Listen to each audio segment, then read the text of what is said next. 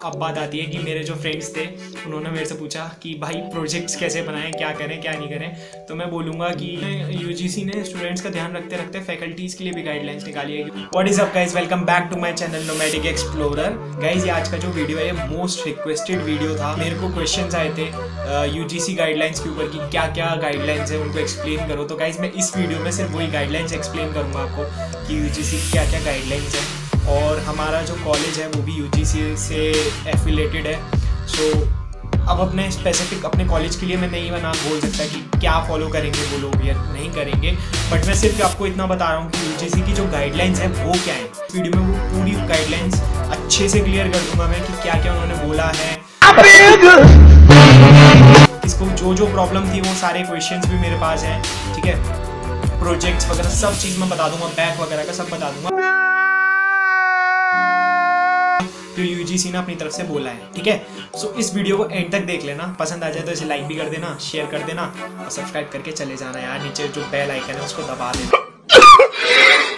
ठीक है। गाइज अभी मैं बात करता हूँ फर्स्ट गाइडलाइंस जो यूजीसी की आई है। अभी मैं एग्जामिनेशंस के बारे में बात कर रहा हूँ कि एग्जामिनेशंस की क्या गाइडलाइंस उन्होंने दी है, ठीक है। उन्होंने बोला है कि जो फर्स्ट गाइडलाइंस है यूजीसी की, उन्होंने इसमें ये बोला है कि जो हमारे जो एग्ज़ाम्स होंगे वो ओपन बुक होंगे, ठीक है। एमसीक्यू टाइप के क्वेश्चंस हो सकते हैं उस एग्ज़ाम में, ठीक है। प्रेजेंटेशन बेस्ड असेसमेंट्स वगैरह होंगे। इस टाइप की उनकी तरफ से गाइडलाइंस है कि आप इस तरीके के एग्ज़ाम्स बच्चों से ले सकते हैं, ठीक है। जो गाइस सेकंड गाइडलाइन है वो ये है, तो यूजीसी ने बोली है एग्जामिनेशन के लिए कि जो हमारा 3 घंटे का एग्ज़ाम का होता था, पेपर जो होता था एग्ज़ाम पेपर, उसको उन्होंने बोला है कि 3 घंटे की जगह 2 घंटे का कर दीजिए। यूजीसी ने ये बोला है। और उन्होंने एक चीज़ स्पेशली मेंशन करी है, विदाउट रिड्यूसिंग इट्स क्वालिटी। जैसे 3 घंटे का पेपर बनता था, 2 घंटे में बच्चे को उसी टाइप के पेपर को सॉल्व करना पड़ेगा, जो गाइडलाइंस यूजीसी ने बोली है, ठीक है। उसके बाद थर्ड जो गाइडलाइन आई है वो ये है कि यूजीसी ने बोला है कि कॉलेजेस हैं वो ऑनलाइन या ऑफलाइन मोड पे एग्ज़ाम्स ले सकते हैं, और फॉलोइंग दी स्पेसिफिक उन्होंने मेंशन करा है उस डॉक्यूमेंट में कि फॉलोइंग द सोशल डिस्टेंसिंग होनी चाहिए। ऑनलाइन ले लीजिए तो बहुत ही अच्छा है, ऑफलाइन ले लीजिए तो सोशल डिस्टेंसिंग मेंटेन होनी चाहिए। उन्होंने ये चीज़ बोली है। गाइडलाइंस है वो ये है कि यूजीसी ने बोला है कि जो टर्मिनल सेमेस्टर के एग्जामिनेशंस होते हैं, टर्मिनल सेमेस्टर, अब आपको कन्फ्यूजन हो रहा होगा क्या होता है, तो मैं आपको एक्सप्लेन कर देता हूँ कि टर्मिनल सेमेस्टर बेसिकली क्या होता है। जो फाइनल ईयर के बच्चे होते हैं उनके एग्जामिनेशंस हैं, उनको उन्होंने बोला है कि कैलेंडर में जिस तरीके से उन्होंने कॉलेज का एकेडमिक कैलेंडर शेड्यूल करा हुआ था उसी हिसाब से होनी चाहिए, सोशल डिस्टेंसिंग उसमें फॉलो होनी चाहिए, उनका ये बोलना है भाई। ये तो मैंने आपको जो बताई थी ये जो मैंने आपको बताई थी ये फाइनल ईयर के लिए बताई थी, जो टर्मिनल सेमेस्टर वाला जो मैंने आपको बताया। अब मैं बात कर रहा हूँ इंटरमीडिएट सेमेस्टर्स की। इंटरमीडिएट सेमेस्टर का मतलब ये है कि अगर आप फर्स्ट सेमेस्टर से लेके 4th सेमेस्टर के बीच में हैं तो आपको किस तरीके से वो इवैल्यूएट करेंगे, आपके किस तरीके से मार्क्स देंगे। तो उन्होंने यूजीसी ने इस चीज़ में ये बोला है जो आपका 50% जो मार्क्स हैं वो इंटरनल इवैल्यूएशन के बेसिस पे दिए जाएंगे, कि आपके जो इंटरनल एग्ज़ाम्स जो हुए थे उसके बेसिस पे आपको 50% मार्क्स मिलेंगे। और अगर सपोज करिए ये तो आपका 50% हो गया, ठीक है।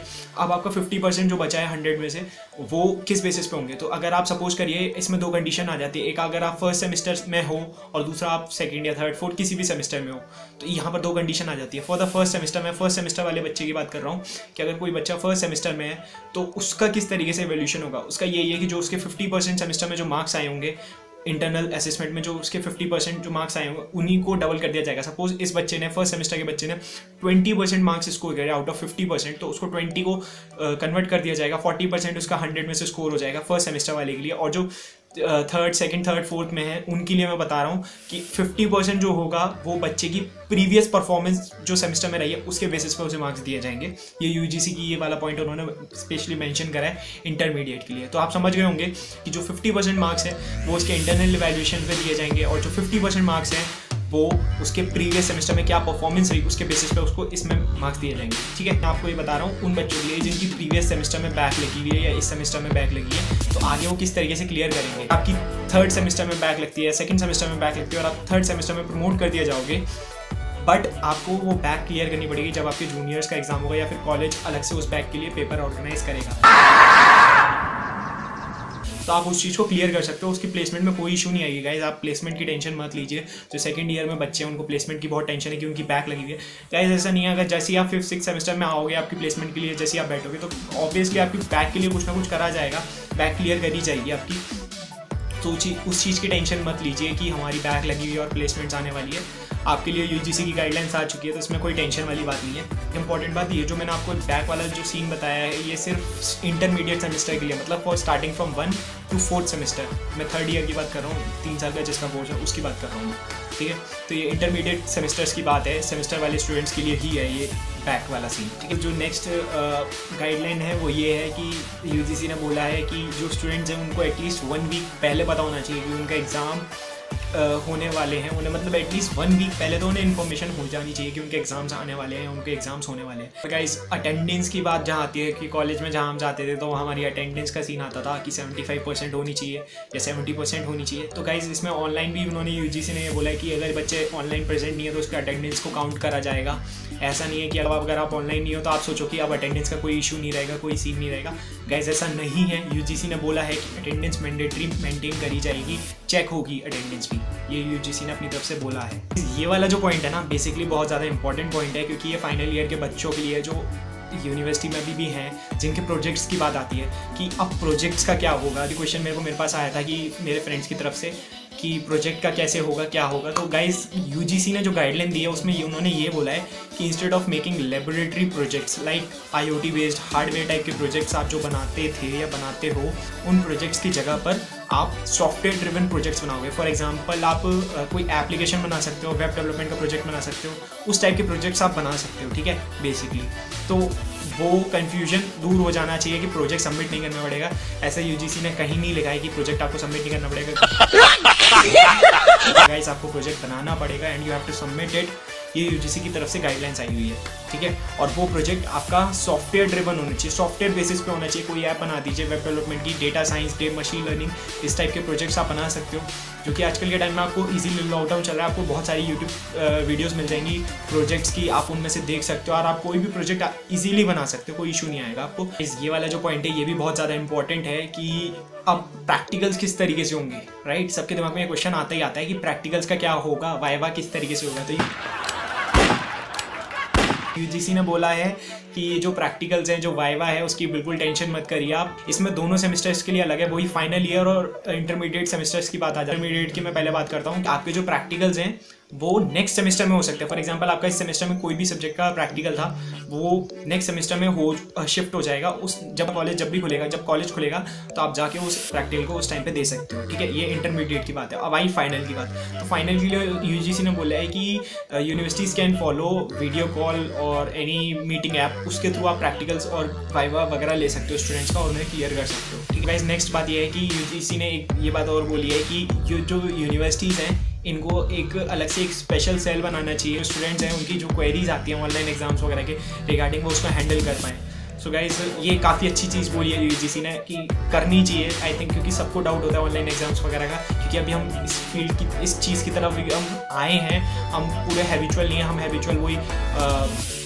नॉर्मल एग्जाम्स के कॉलेज में जाके एग्जाम देने में हैबिचुअल थे। सो अभी हम शिफ्ट हो रहे हैं तो काफ़ी सारे स्टूडेंट्स को इस चीज़ के रिगार्डिंग डाउट होता ही होता है। तो ये यूजीसी ने बहुत अच्छी बात बोली है कि ऐसा सेल बना दो जहाँ पर बच्चे जाके बात करें या बच्चे कॉल करें तो उसके उनकी क्वेरीज के आंसर कर पाएँ। बहुत अच्छी बात है। सो गाइज यूजीसी ने लास्ट में ये बोला है कि यूजीसी एक हेल्पलाइन नंबर शेयर करेगी सबके साथ, जिसमें स्टूडेंट्स अपनी क्वेरी वगैरह पूछ सकते हैं ऑनलाइन एग्जाम्स के रिगार्डिंग वगैरह, जो भी उन्हें डाउट्स हैं, ठीक है। अभी आपकी स्क्रीन के ऊपर ये एकेडमिक कैलेंडर डाल रहा हूँ मैं, आप देख सकते हो यूजीसी ने जो अपनी तरफ से डाला है, बोला है कि इस कैलेंडर को फॉलो कर सकते हैं। 1920 का कैलेंडर है गाइज, ये 1920 का एकेडमिक कैलेंडर है जो यूजीसी की तरफ से आया है, ठीक है।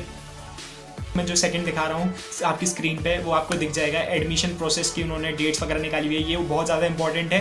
क्लासेस हैं वो सितंबर में स्टार्ट हो जानी चाहिए, यूजीसी की तरफ से ये आई है गाइडलाइन। और जो फ्रेश बैच है, जो बिल्कुल फर्स्ट ईयर वाले जो बच्चे हैं, जो बिल्कुल अभी न्यू एडमिशन है,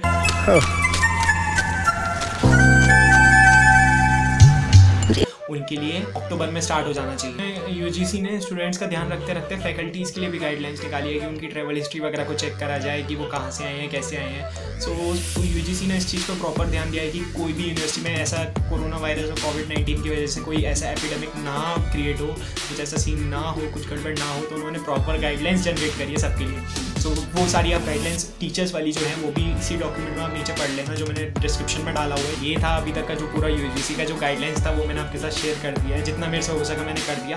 बाकी का अगर आपको कोई भी डाउट है तो आप मेरे को कमेंट सेक्शन में पूछ लेना, ठीक है। और इस डॉक्यूमेंट का मैं लिंक डाल दूंगा अपने डिस्क्रिप्शन में, आप आराम से उसको देखना, अच्छे से पढ़ना। अब बात आती है कि मेरे जो फ्रेंड्स थे उन्होंने मेरे से पूछा कि भाई प्रोजेक्ट्स कैसे बनाएं, क्या करें क्या नहीं करें। तो मैं बोलूँगा कि अपने फ्रेंड्स को कि आप, तो नहीं बोलूँगा कि आप कहीं से कॉपी पेस्ट करके बना दीजिए, बट ये कहूँगा कि मैं ऑनलाइन बहुत सारे ऐसे प्रोजेक्ट्स है, पोर्टल्स है, जैसे गेटअप हो गया, वहाँ पर काफ़ी सारे प्रोजेक्ट्स पहले से बने पड़े हैं। तो आप उन प्रोजेक्ट्स के कोड्स को समझिए, ठीक है, कि किस तरीके से वो बने हैं, और आप उनको अपने प्रोजेक्ट्स में यूज़ कर सकते हैं। उन कोड्स को आप मतलब उनका बेसिक वर्क समझिए, और उस वर्क को समझ के आप अपना खुद का एक प्रोजेक्ट बना सकते हैं इजीली। किसी भी तरीके से काम करना है वो सारा यूट्यूब पे अवेलेबल है, आप वहाँ से सीख के आराम से बनाइए। अभी आपके पास बहुत टाइम है, तो प्रोजेक्ट कहीं से उठा के और शेयर मत करिए, इससे आपको एडवांटेज नहीं होगा।